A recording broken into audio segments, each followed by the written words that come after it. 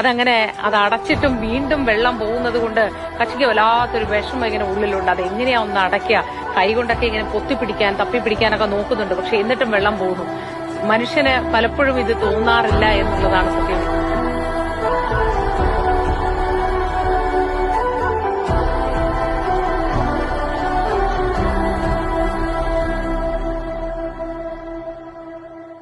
ഗഗനം നീ, ഭുവനം നീ, ശിശിരം നീ, ധരണിതൻ.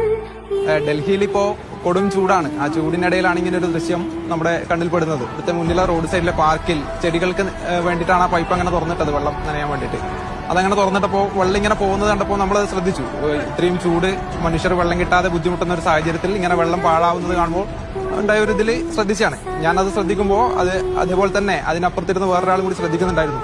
അയാളാണ് ആ പൈപ്പ് ഓഫ് ചെയ്യുന്നത്. ഒരുപക്ഷെ മൃഗങ്ങൾ വെള്ളം കിട്ടാതെ, മനുഷ്യൻ തന്നെ വെള്ളം കിട്ടുന്നില്ല, അപ്പോൾ മൃഗങ്ങളുടെ അവസ്ഥ അതിലും ദയനീയമാണ്. അതുകൊണ്ട് ആ പാഴാവുന്ന വെള്ളം അത് പോയി ആ കുരങ്ങൻ അത് ഓഫ് ചെയ്യുന്നു.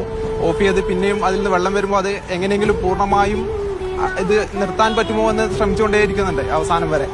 ഒരുപക്ഷെ പൊതുസ്ഥലത്ത് ഇങ്ങനെ വെള്ളം പാഴാകുമ്പോൾ മൃഗങ്ങൾക്ക് പോലും അത് ഒരു ബുദ്ധിമുട്ടായി തോന്നുന്നുണ്ടെങ്കിൽ നമ്മളൊക്കെ മാറി ചിന്തിക്കേണ്ട സമയമായി എന്നൊരു ഓർമ്മപ്പെടുത്തൽ കൂടിയാണ് ആ വിഷ്വൽ.